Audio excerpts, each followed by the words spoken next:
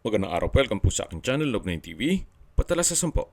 Meron po ba kayong mga properties na napapabayaan or non-performing assets? Plan nyo yung ibenta, pero wala kayong oras pagbenta nito. Kung ito'y pagkakatiwala nyo po sa amin, tawag lang po kayo sa aking numero. Usap po tayo, gawin ko po ng video for free. Yes, libre po, wala po kayong babayaran. Tutulungan pa namin kayong mabenta ang inyong property. Kami na po bala sa marketing, sa boosting or paid ads, even sa tripping, hindi na po kayo mapapagod sa pag-entertain ng mga buyers. Kami na po bala sa lahat. Tawag lang po kayo. Nandito po tayo ngayon sa Taiwanak, Alfonso, Cavite kung saan meron po tayong bagong video presentation. Isang farm property. May total lot area po ito na 3,000 square meters along Barangay Road at may access na rin ang tubig, kuryente at internet provider dito sa area. Ito po ay nasa mataas na lugar kaya flood-free area. Ang estimated elevation above sea level ay 1,158 feet. Ito pong property ay punong-puno po ng puno ng nyog na kung saan namumunga na rin po. Mula po sa main road, walking distance lang po ito. Kaya accessible din po ng public transportation. Yan po, matatanaw natin yung sa dulo. Yun na po ang main road. Kung saan dun po dumadaan ang mga tricycle papunta sa bayan ng Alfonso.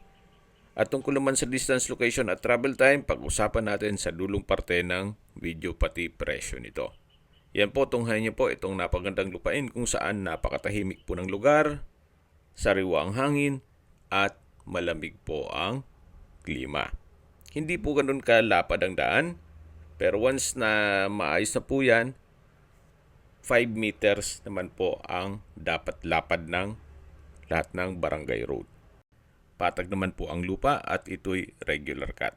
Kaya anytime na gusto magpagawa na ng inyong bahay bakasyunan o retirement house, ay pwede na po. Kung hanap nyo isang lupain na malayo sa syudad para sa inyong bahay bakasyunan, ito na po yung hinahanap nyo. At maganda rin pong mag-weekend farming dito.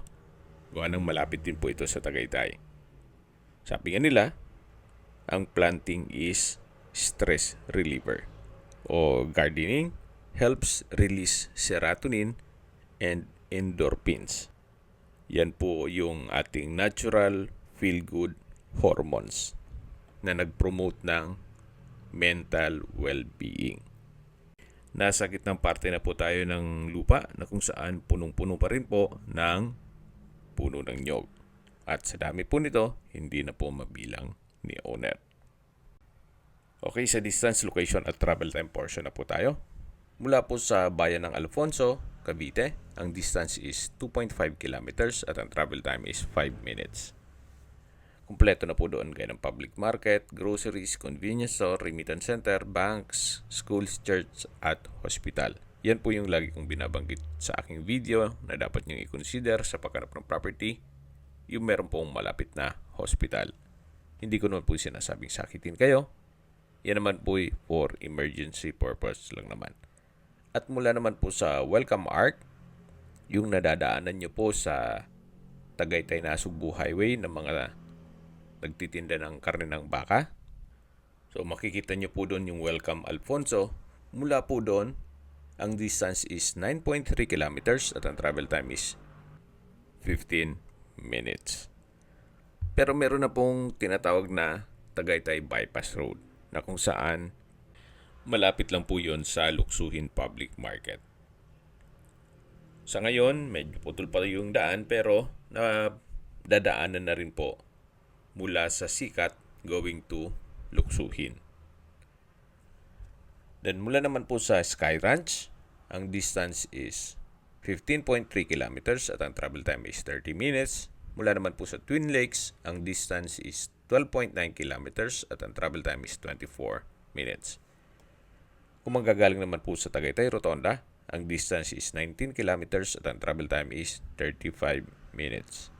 Mula naman po sa Calax Aguinaldo Highway, Ang distance is 29.3 kilometers at ang travel time is 49 minutes. Ang Calax po ay connecting South Luzon Expressway, Skyway, all the way to North Luzon Expressway at ibang parte ng Metro Manila.